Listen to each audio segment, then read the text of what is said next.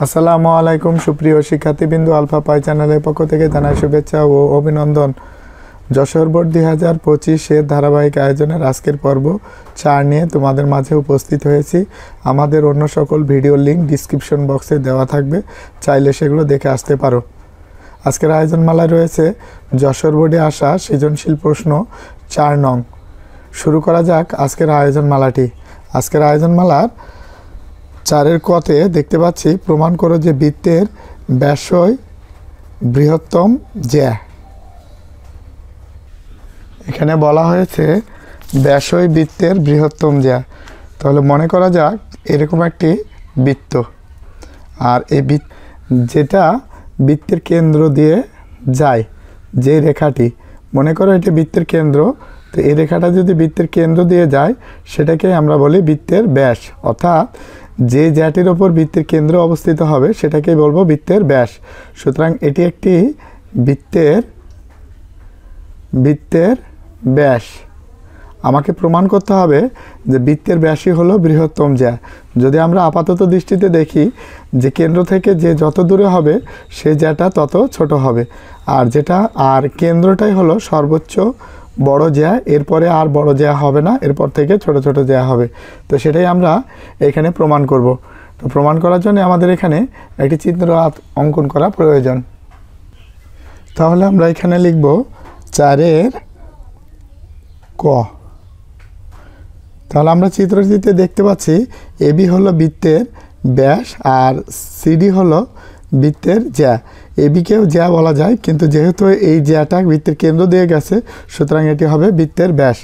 তাহলে আমরা লিখতে পারি, মনে করি বৃত্তের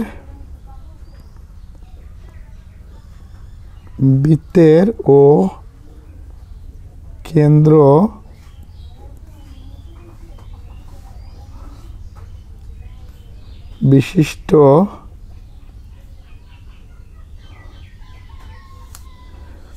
বিশিষ্ট বৃত্তের এ বি বৃত্তের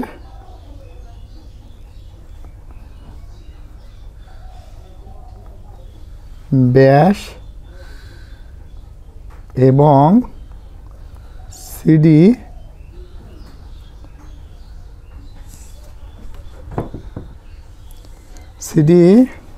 ব্যাস ভিন্ন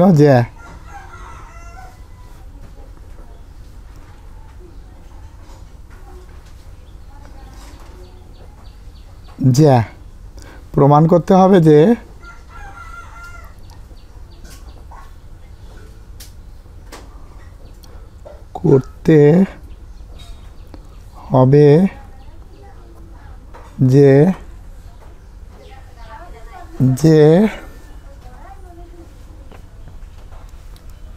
এবি বড় সিডি এর চেয়ে।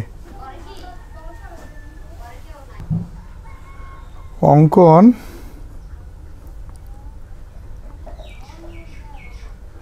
এই চিত্রটি প্রমাণ করার জন্য আমাদের একটা অঙ্কন আঁকতে হবে।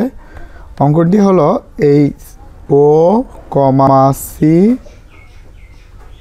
এবং ও কমা ডি যোগ করি।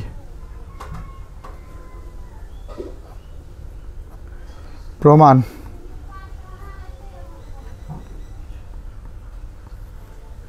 আচ্ছা, প্রমাণে আমাদের যেহেতু কেন্দ্র থেকে পরিধি পর্যন্ত দূরত্বটাকে আমরা ব্যাসার্ধ বলছি, সুতরাং এই কেন্দ্র থেকে এই পর্যন্ত এটা ব্যাসার্ধ, এখান থেকে এটা ব্যাসার্ধ, এখান থেকে এটা ব্যাসার্ধ। তো আমাদের এখানে লিখতে হবে একই বৃত্তের ব্যাসার্ধগুলো সমান। সুতরাং আমরা লিখতে পারি O C equals to O D equals to O A equals to O B.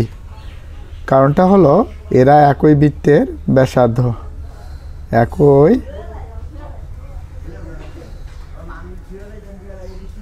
বৃত্তের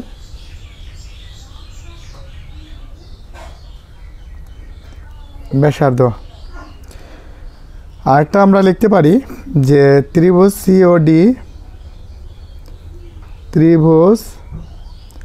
সিওডি এত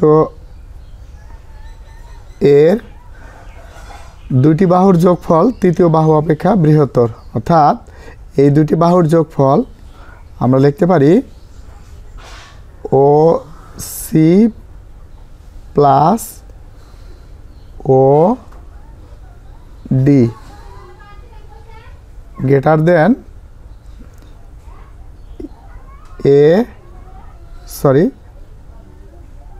সি ডি। তাহলে আমরা লিখতে পারি যে কোনো ত্রিভুজের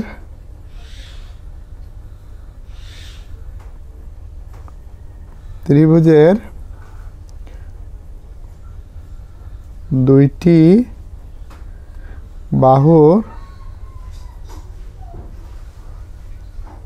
বাহুর যোগফল তৃতীয় বাহু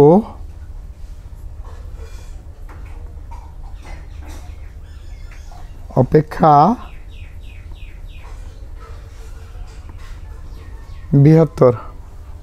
যেহেতু দুইটি বাহুর যোগফল তৃতীয় বাহু অপেক্ষা বৃহত্তর, আর আমরা ওসি পরস্পর সমান, তার মানে আমরা এখানে লিখতে পারি ওসি সমান ও বি অথবা ও এ, যে কোনো, যেহেতু পরস্পর সমান আমরা লিখতে পারি, সুতরাং আমরা লিখতে পারি ও এ প্লাস আমাদের ও ডি সমান আমরা ও বি লিখতে পারি ও বি।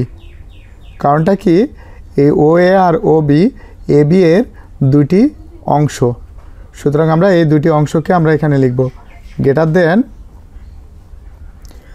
C D. তাহলে এখন ও এ আর ও বি যদি যোগ করি, অর্থাৎ এই এ বি এর দুটি অংশ হলো ও এ আর ও বি। তাহলে এই ও এ আর ও বিকে যদি যোগ করি তাহলে সেটা হবে এ বি এর সমান, ঠিক গ্রেটার দেন সি ডি। তাহলে এটা প্রমাণিত।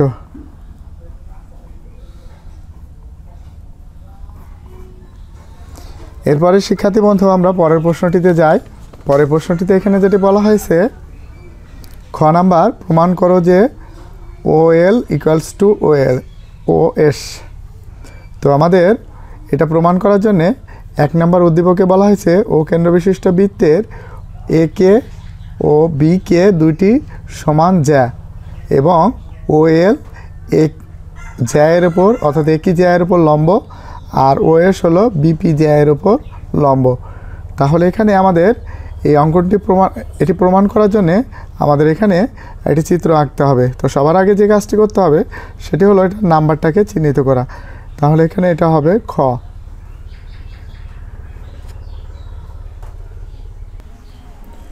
মনে করি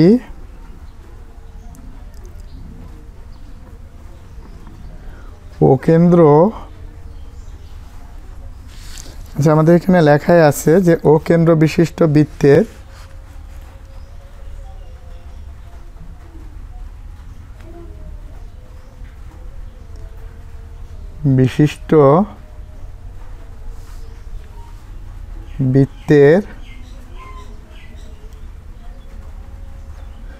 বৃত্তের এ কে ও বি কে এ দুটি সমান যায়। তাহলে আমরা এখানে লিখতে পারি এ কে ও বি কে দুটি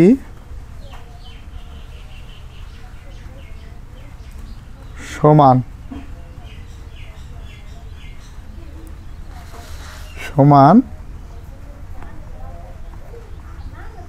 যে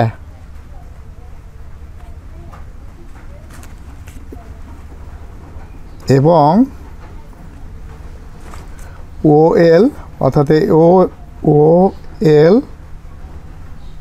লম্ব এ কে এর ওপর,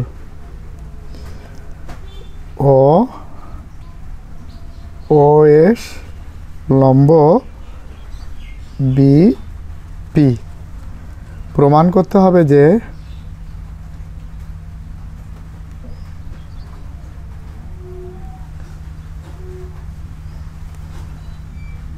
করতে হবে যে আমাদের প্রমাণ করতে হবে ও এল সমান ও এস, অর্থাৎ এই কেন্দ্রদ্বয়ের দূরত্বটা সমান হবে। তাহলে আমরা এখানে লিখব ও এল ইকুয়ালস টু ও এস। এখন আমরা এটা প্রমাণ করার জন্য আমাদের কিছু অঙ্কন করে নিতে হবে। তো আমরা অঙ্কনটা লিখব।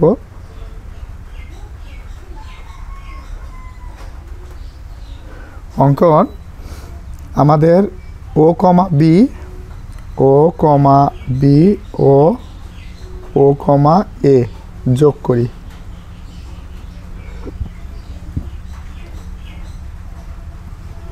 করি। প্রমাণ।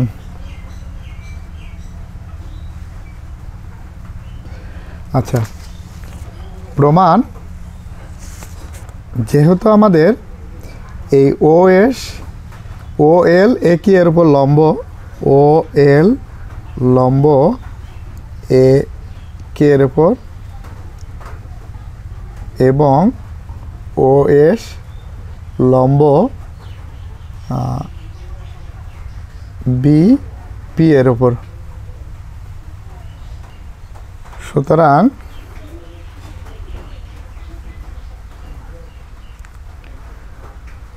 সুতরাং আমরা যেহেতু বৃত্তের কেন্দ্র হতে জ্যায়ের উপর অঙ্কিত লম্ব এই জ্যাটাকে সমদ্বিখণ্ডিত করে, সুতরাং এটুকুর দৈর্ঘ্য আর এটুকুর দৈর্ঘ্য, এই দুটির দৈর্ঘ্য আমাদের সমান।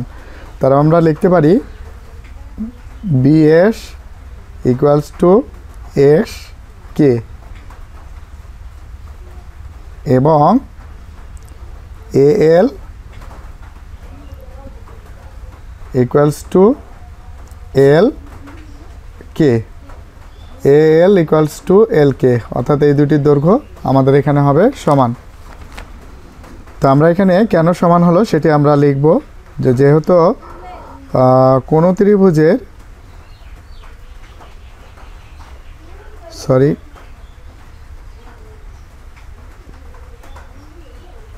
কোনো বৃত্তের কেন্দ্র, অর্থাৎ এই কেন্দ্র থেকে এটুকু কেন্দ্র থেকে জ্যা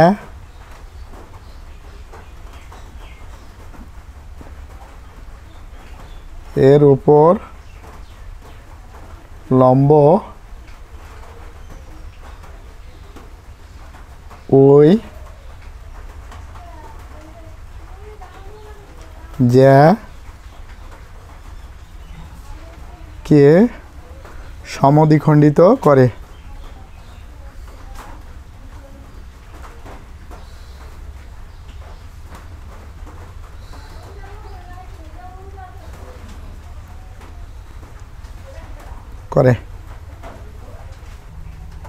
যেহেতু আমরা এখানে দেখতে পাচ্ছি বিএস সমান এস কে, অর্থাৎ এসটি হলো মধ্যবিন্দু বি কের, সুতরাং আমরা এখানে লিখতে পারি যে B S equals to half B K, অর্থাৎ এই বি কে এর দৈর্ঘ্যর অর্ধেক বি কে, এবং আমরা এখানে লিখতে পারি এ এল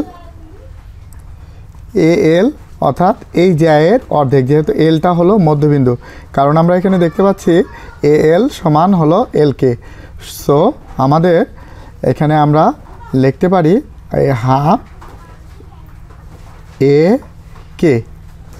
এবার আমরা যেটা লিখতে পারি যে যেহেতু আমাদের এই জ্যাদ্বয়ের দৈর্ঘ্য হলো সমান এ কে আর হলো বি কে, সুতরাং আমরা এখানে লিখতে পারি এ কে সমান বি কে। এটা দেওয়া আছে, যেহেতু আমাদের প্রশ্নে বলে দেওয়া হয়েছে এখানে যে জ্যা দুইটি সমান, এই যে এখানে বলে দেওয়া হয়েছে যে জ্যা দুটি সমান, অর্থাৎ জ্যাদ্বয় সমান। সুতরাং আমরা এখন যদি আমরা এখানে একটা এই কাজটি করি, মনে করো শিক্ষার্থী বন্ধু, আমরা এখানে দেওয়া আছে কি বিএস সমান হাফ বি কে, আর এখানে হলো এল সমান এ হাফ। যেহেতু আমরা এ কে সমান বি কে জানি, তাহলে এ কে পরিবর্তন করে আমরা লিখতে পারি বি কে। সুতরাং আমরা এখানে দেখতে পাচ্ছি যে এইটা ডান পাশ আর ডান পাশ সমান, তাহলে আমরা লিখতে পারি বি এস সমান এ এল। সুতরাং আমরা সেই কথাটি আমরা এখানে লিখব। তাহলে আমরা যেহেতু আমাদের এটা দেওয়া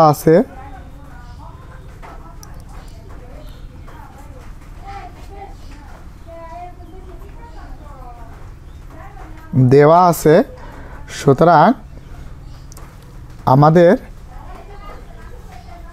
এল সমান হলো বি কে দেওয়া আছে, তাহলে আমরা লিখতে পারি এ এল সমান বি এস, অর্থাৎ এটা সমান বাম পাশ সমান হলে ডান পাশ সমান ডান পাশ, অর্থাৎ এ এল সমান বি এস। সমকোণী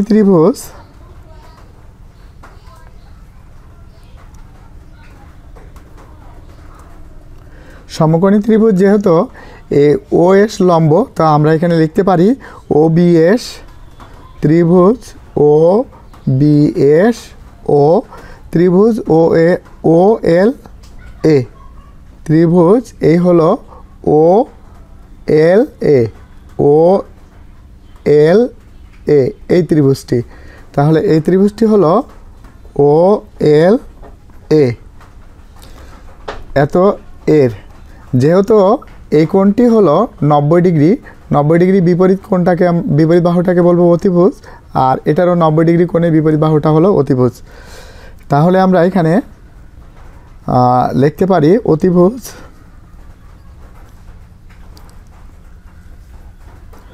অতিভুজ আমাদের ও বি ইকুয়ালস টু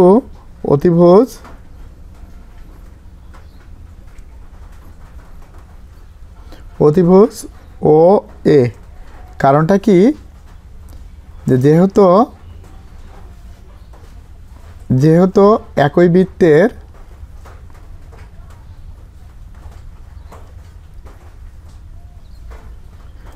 বৃত্তের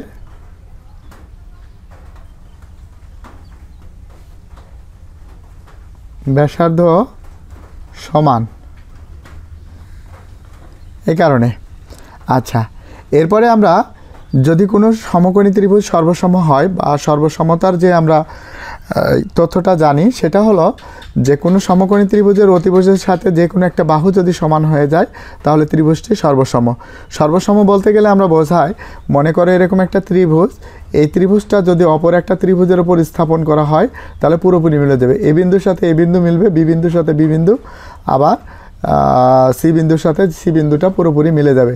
অর্থাৎ এই আকারের দিক দিয়ে একই রকম হবে, কিন্তু অনুরূপ বাহুগুলোও সমান হবে সর্বসম হলে, আবার অনুরূপ কোণগুলোও হবে সমান। অর্থাৎ এই কোণটা এই কোণের সমান হবে, এটাই যেহেতু সর্বসমতার আমরা এটাই জানি, শর্তটাই জানি। তো সুতরাং আমাদের এখানে যেটি লিখতে হবে সেটি হলো যে যেহেতু আমাদের এখানে প্রমাণ করছি যে আমাদের এ এল সমান বি এস, তাহলে আমরা এখানে লিখতে পারি এ L equals two B S. তাহলে দ্যাট মিন এই দুটি ত্রিভুজ হবে সর্বসম। তো ত্রিভুজ ও বি এস সর্বসম ত্রিভুজ ও এল এ। যেহেতু সর্বসম হয়েছে, সুতরাং আমাদের এই দুইটি দৈর্ঘ্য ও এস আর হলো ও এল, যদি অনুরূপ বাহুগুলো হবে সমান, তার মানে আমরা লিখতে পারি ও এস ইকুয়ালস টু ও এল, প্রমাণিত। পরবর্তী প্রশ্নটি হলো, শিক্ষার্থী বন্ধু, আমরা 4-এর গ নাম্বার, প্রমাণ করো যে এম এন এস টি বিন্দু 4টি সমবৃত্ত। তাহলে এটি প্রমাণ করার পূর্বে আমাদের জানতে হবে যে সমবৃত্তটি কি। তাহলে আমরা দেখি সমবৃত্তটি বলতে আমরা কি বোঝাই বা কি বুঝি? সমবৃত্ত হলো, মনে করো একটি বৃত্ত, এই বৃত্তের উপর যে কটি বিন্দু, অর্থাৎ এখানে এম এন এস টি, অর্থাৎ এই চারটি বিন্দু বৃত্তের উপর অবস্থিত, অথবা এই চারটি বিন্দু দিয়ে যে বৃত্তটি গেছে এই বিন্দু চারটিকে বলা হবে সমবৃত্ত বিন্দু। তো সমবৃত্ত বিন্দু এটা জানলাম।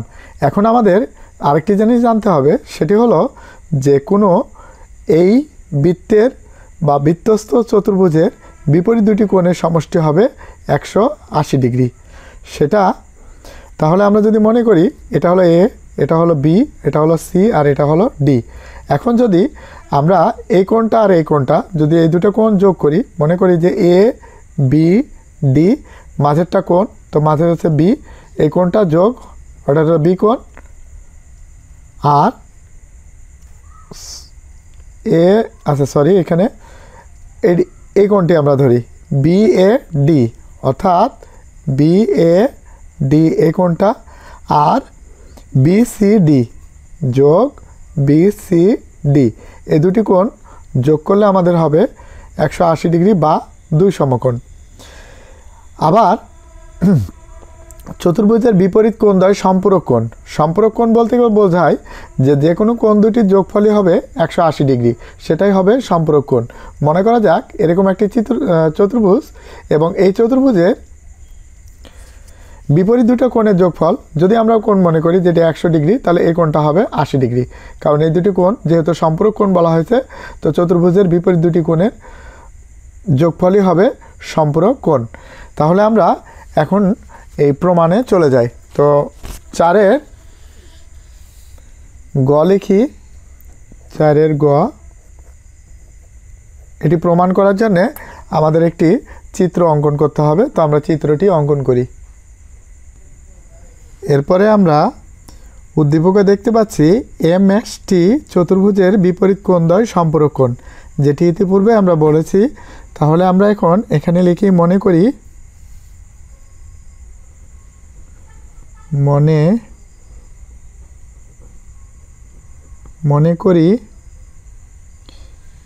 এম এন এস টি চতুর্ভুজের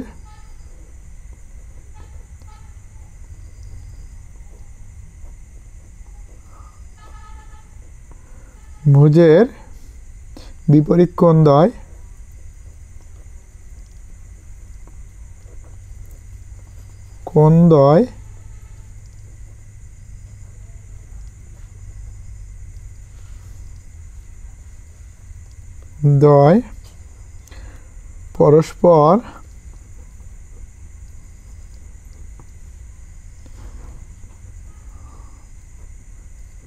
পরস্পর সম্পূরক কোণ।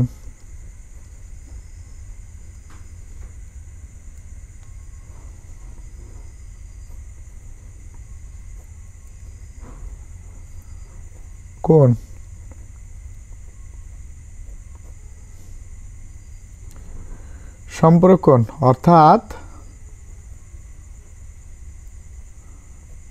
সম্পূরক কোণ বলতে গেলে আমাদের বিপরীত দুটি কোণের যোগফল হবে 180 ডিগ্রি, অর্থাৎ এই কোণ আর এই কোণ, এই দুটি কোণের যোগফল হবে 180 ডিগ্রি। তো সুতরাং অথবা এই কোণ আর এই কোণ, এই দুটি কোণের যোগফলও 180 ডিগ্রি হবে। সে অনুযায়ী যদি আমরা এখানে কাজ করি, তাহলে এম এন এস এই কোণটা যোগ মাঝেরটা কোণ, অর্থাৎ এখানে এন কোণকে বোঝাইছে, তারপরে এখানে হলো এম টি এস এই কোণটা, তাহলে এই দুটি কোণের যোগফল হবে 2 সমকোণ।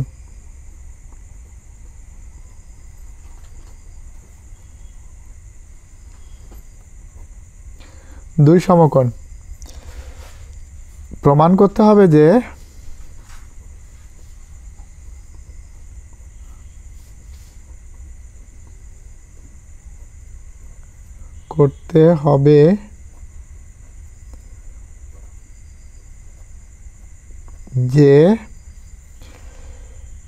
এম এস টি বিন্দু চারটি সমবৃত্ত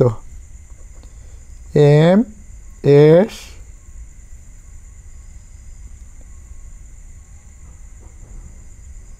এম এস টি এন বিন্দু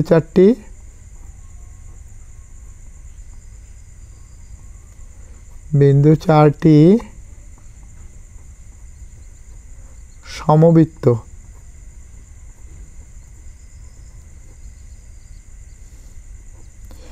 এটি প্রমাণ করার জন্য আমাদের অঙ্কন করতে হবে। তো অঙ্কনটা যদি আমরা এখানে করি,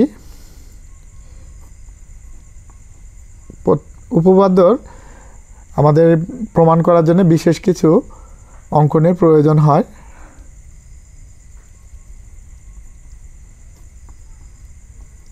অঙ্কন তাহলে এম এন এস বিন্দু তিনটি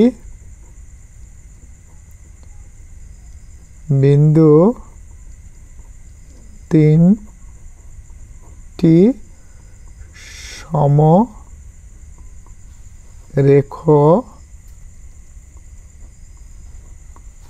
নয়। অর্থাৎ সমরেখ বলতে গেলে এই বিন্দু তিনটি একই সরলরেখার উপর অবস্থিত নয়। সেটা যদি আমরা দেখি, আমরা একটু এখান থেকে একটু বুঝে নিই যে এই যে এখানে এ, এটা হলো বি আর এটা হলো সি, এই বিন্দু তিনটি একই সরলরেখার উপর অবস্থিত, সেটাকে সমরেখ বলা হয়। যেহেতু এই বিন্দু তিনটি সমরেখ নয় অর্থাৎ বক্রাকার আকারে রয়েছে, সুতরাং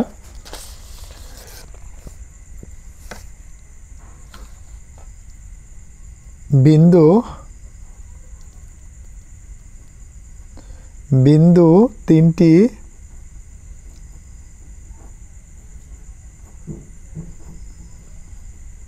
দিয়ে যায় একটি ও কেবল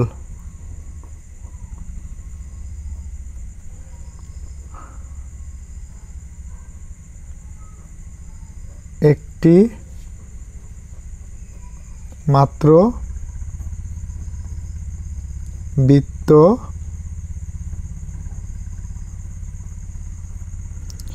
আছে। আচ্ছা, তাহলে আমাদের এই বিন্দু দিয়ে তিনটি যায় এরকম কেবল একটা বৃত্তই আছে, যে বৃত্তটা তিনটে বিন্দু দিয়ে যায়। এখন আমরা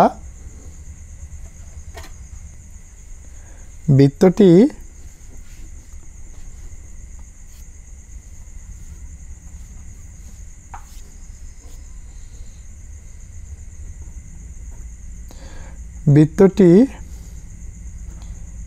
এম টি রেখাংশকে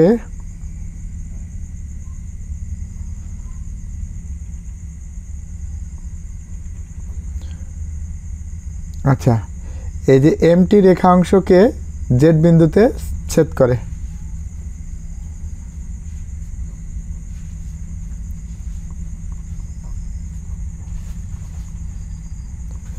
বিন্দুতে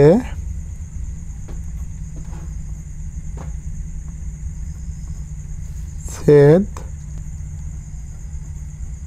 করে। এখন আমরা এই জেড এক্স এই বিন্দুটাকে আমরা যোগ করে দেব। সুতরাং জেড কমা এস যোগ করি। কেমন? এখন আমাদের এখানে প্রমাণ লিখতে হবে।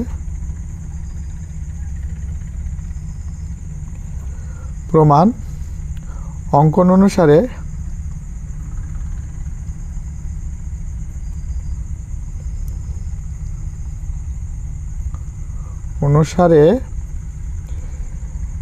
আচ্ছা, আমাদের এম এন এস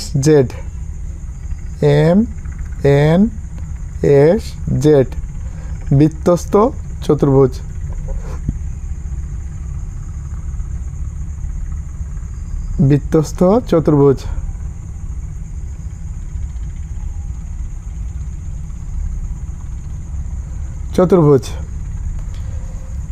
আচ্ছা, যেহেতু বৃত্তস্থ চতুর্ভুজ, সুতরাং আমাদের এই দুটি কোণের যোগফল হবে 180 ডিগ্রি। জেড কোণ আর এন কোণ। তাহলে আমরা কোণ করার সময় অবশ্যই এনটাকে মাঝে রাখবো। তো আমাদের এখানে হলো বলতে পারি এম এন এস এই কোণটা প্লাস এই জেড কোণ। তাহলে আমরা জেডটাকে মাঝে রেখে এস জেড এম অথবা M Z S, M Z S এটি সমান 2 সমকোণ।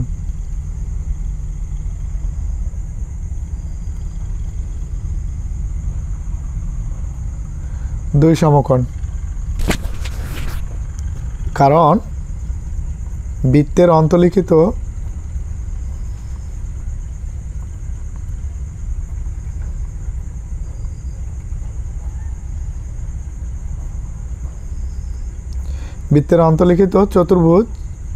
চতুর্ভুজের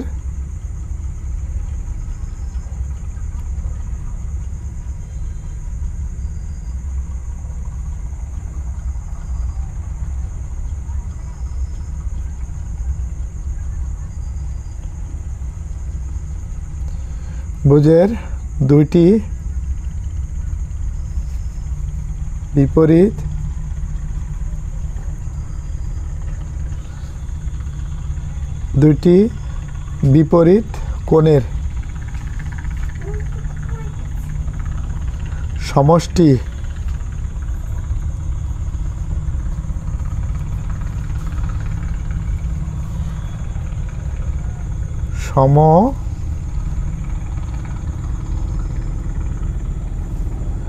দুই সমকোণ।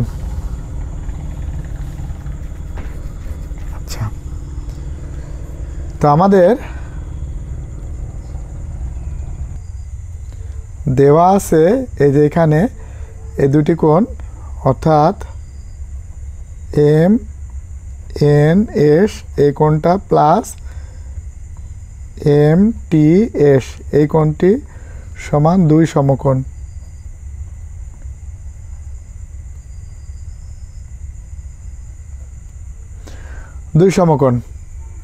কিন্তু আমরা জানি যে কোনো বৃত্তের অন্তর্লিখিত চতুর্ভুজের বিপরীত দুইটা কোণের সমষ্টি 180 ডিগ্রি। কিন্তু আমরা এখানে দেখতে পাচ্ছি যে জেড কোণ আর টি কোণটা কখনোই সমান হবে না। কারণটা কি? যেহেতু টি কোণটা বৃত্তের বাইরে আছে, বৃত্তের বাইরে অবস্থান করছে, আর জেড কোণটা বৃত্তের ভেতরে অবস্থান করছে। এই দুটি কোণের যোগফল যদি 180 ডিগ্রি হয়, এই কোণের যোগফল 180 ডিগ্রি হবে না। যদিও আমরা এখানে একটু ব্যাখ্যা দেখি, যে ব্যাখ্যাটা আমরা একটু বোঝার চেষ্টা করি। যে এরকম একটি বৃত্ত, তো এই বৃত্তের হলো অন্তর্লিখিত চতুর্ভুজ। আমরা যদি এখানে এরকম লিখি, এরপরে এই দুটো কোণ, এখন যদি এই কোণটা 100 ডিগ্রি হয় তাহলে এই কোণটা হবে 80 ডিগ্রি। লুক, এই কোণটা কখনোই 80 ডিগ্রি হবে না। কারণটা কি? যে আমাদের এই এক সরল কোণ 180 ডিগ্রি। এখান থেকে যদি 180 থেকে যদি 80 ডিগ্রি বাদ দিই তাহলে বাকি থাকে 100 ডিগ্রি। তাহলে অপর দুইটি কোণ থাকলো, তো অপর দুইটি কোণের যোগফল হবে 80 ডিগ্রি। আরেকটা কথা হলো যে আমাদের এই হলো যে বহিস্থ কোণ বিপরীত অন্তঃকোণ অপেক্ষা বৃহত্তর হবে। এই কারণে এখানে কখনোই এই দুটি কোণ সমান হবে না। তাহলে আমরা বলতে পারি যে এই টি বিন্দুর অবস্থানটা যেহেতু আমাদের সম্পূরক কোণ, তাহলে টি বিন্দুটির অবস্থানটা এই জেড বিন্দুর ওপরেই আছে। তাহলে আমরা সেই কথাগুলোই আমরা এখানে গুছায় লিখব। তাহলে আমরা এই দুটি কোণ আমাদের সমান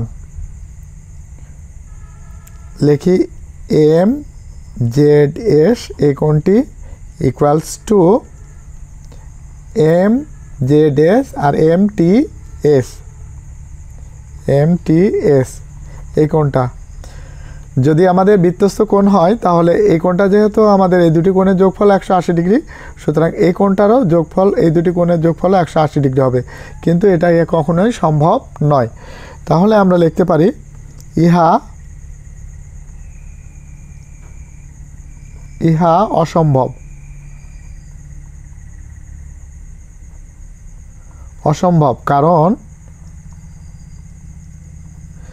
কারণ আমরা এই ত্রিভুজটি লিখি জেড টি এস বা জেড ত্রিভুজ জেড টি এস এত এর বহিস্থ কোণ আমরা লিখতে পারি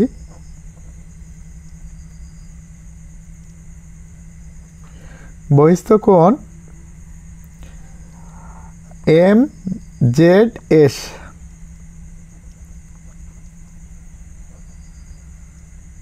ইকুয়ালস টু বিপরীত, আচ্ছা বিপরীত অন্তস্থ কোণ। তো বিপরীত অন্তস্থ কোণ আমরা এটাকে টি বলতে পারি।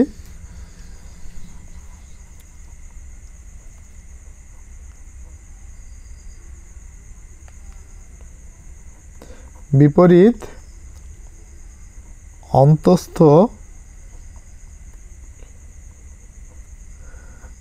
অন্তস্থ কোণ আমাদের MTS। আচ্ছা, এটা হলো আমরা যেহেতু জানি যে ত্রিভুজের বহিস্থ কোণ বিপরীত অন্তস্থ কোণ চেয়ে বড় হবে, সুতরাং বিপরীত অন্তস্থ কোণ MTS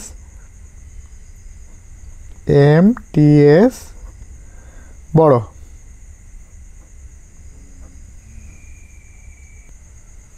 সুতরাং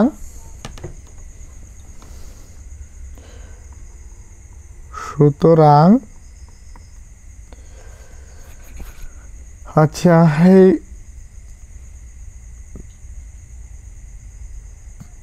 জেড ও টি বিন্দুদ্বয়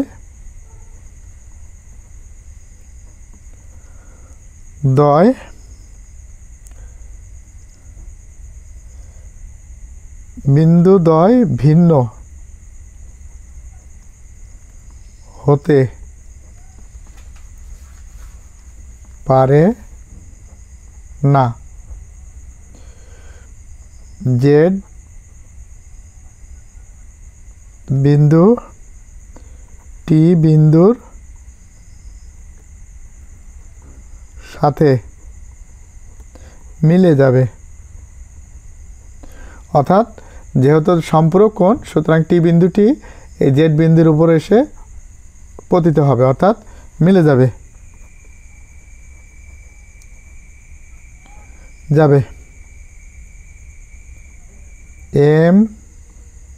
MNS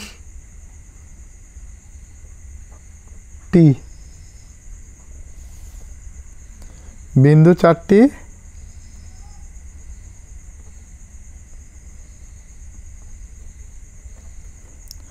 সমবৃত্ত